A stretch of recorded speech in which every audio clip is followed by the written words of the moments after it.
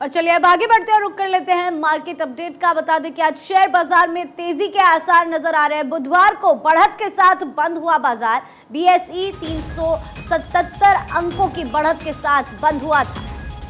Nifty भी 150 अंक की बढ़त के साथ बंद हुआ था और बुधवार को बढ़त के साथ बंद हुआ था बाजार, इसलिए आज उम्मीद है कि बाजार में बढ़त देखने को मिलेगी। बीएसई 377 अंकों की बढ़त के साथ बंद हुआ और निफ्टी भी 150 अंक की बढ़त के साथ बंद हुआ था।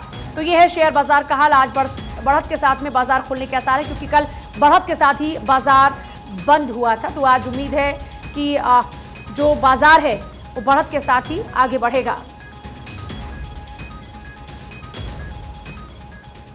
शेयर बाजार के रुख से साफ है कि फिलहाल बाजार में गिरावट का दौर जारी है। ऐसे में आपको कहां निवेश करना चाहिए, कहां पर नहीं करना चाहिए, यानी कि रियल एस्टेट में निवेश करके आप कैसे कमा सकते हैं मुनाफा, इसकी जानकारी दे रहे हैं अरिहंत सुपर स्ट्रक्चर्स लिमिटेड के चेयरमैन अशोक छज्जर।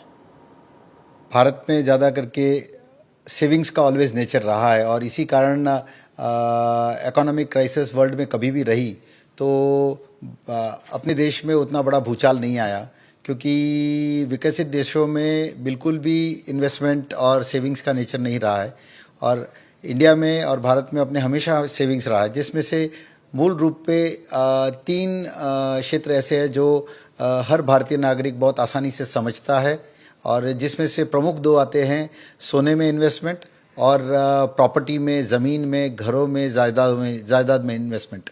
तीसरा जो आज के टाइम में आफ्टर कोविड जो सबसे बहुत ज़्यादा चला युवा वर्ग के अंदर भी, वो है इक्विटीज़ यानी शेयर मार्केट में। तो देखे जाए तो निवेश के लिए हमेशा जो सबसे बड़ा ज़रूरत होता है कि किसी का ट्रैक रिकॉर्ड बहुत इंपॉर्टेंट है, प्लस निवेश के वक्त ये देखना ज़रूरी है कि निवेश उतना ही करे जितनी अपनी आमदनी या जितनी अपनी पूरी कैपेसिटी है। और इसी के लिए होम लोन्स जैसे मार्केट जो हाउसिंग फाइनेंस लिमिटेड के चालू हुए हैं इतने सालों से, और जिसकी सहायता से ही आज पूरे इंडिया में हाउसिंग फॉर ऑल का एक जो सपना है प्रधानमंत्री नरेंद्र मोदी जी का, जो 2022 तक का सोचा गया था लेकिन 2030 तक अब वो पूर्ण होता हुआ दिख रहा है। तो हर व्यक्ति को ये देखना ज़रूरी है कि वो बहुत ही भरोसेमंद और सही चीज़ में इन्वेस्टमेंट करे। कहीं कहीं भरोसेमंद होते हैं लेकिन चीज़ अच्छी नहीं होती है, कहीं चीज़ बहुत अच्छी होती है लेकिन भरोसेमंद व्यक्ति नहीं होता। तो दोनों ही चीज़ों का समावेश साथ होना बहुत ज़रूरी है।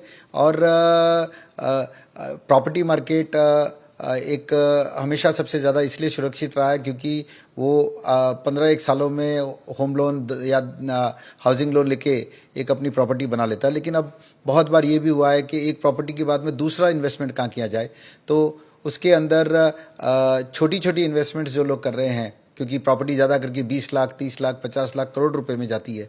बट हर आदमी सोचता है कि मेरे रूटीन की जो इनकम है उसमें से अगर हर महीने में कुछ एक 10,000, 20,000 सेविंग करूँ तो कहाँ करूँ, तो वो इनडायरेक्टली प्रॉपर्टी मार्केट में सेविंग कर सकता है वाया इक्विटी मार्केट्स में।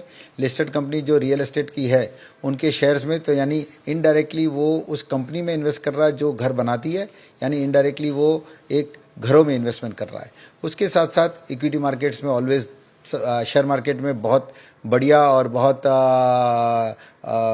वैल्यूएबल कंपनीज हमेशा रही हुई है, जिसमें ब्लू चिप भी रही, उभरती हुई कंपनियां भी रही है।